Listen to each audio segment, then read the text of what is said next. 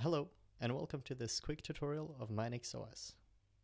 MyNixOS is a website that lets you create and share Nix and NixOS configurations. In this tutorial, we'll set up a Nix Development Shell in Windows using the Windows Subsystem for Linux feature. A few of the benefits this will give us is that you will get access to Nix packages, which is one of the largest package sets available. You can have different tools and different versions of the same tool on the same computer for different projects and users. And you will get the control and comfort of a reproducible environment. When using MyNixOS, you'll be able to do this without knowing the Nix configuration language.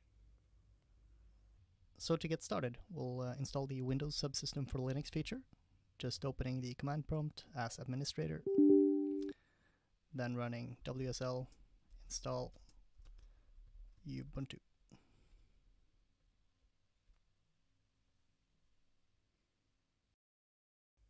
Now that we have the Windows Subsystem for Linux shell, we'll continue by installing Nix in single user mode.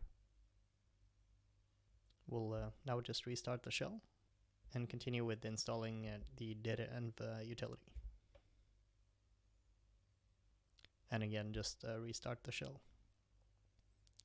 Now that we have our environment prepared, we can create a Nix configuration. We'll just call this for Nix Windows Dev Shell. Nix Development Shell for Windows. And create. So for our configuration, we're just going to go to Outputs and add an output. This is going to be a development shell. We'll stick to default. This will make it automatically detected by the Neovim utility. We'll set x86 for Linux, since that's what we're currently on. And then we will add a couple of packages to this development environment. So we'll search up Neovim.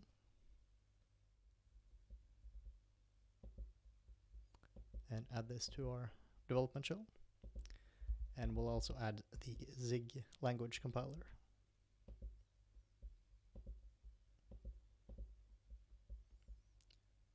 After adding these, we'll just go to Versions and click Release to create a release of our configuration.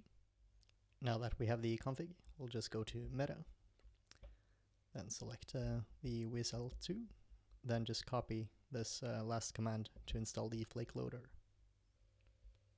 Now back in the shell, we'll install the Flake Loader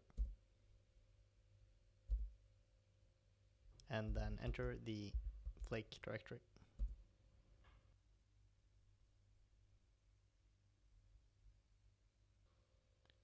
Now that we have our active developer shell, we'll start Neovim just by typing vim and then hello.zig.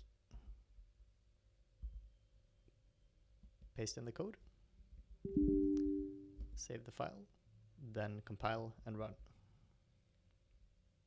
And that shows that we have a working Neovim installation as well as a Zig compiler installation, and we're able to compile a program using these tools.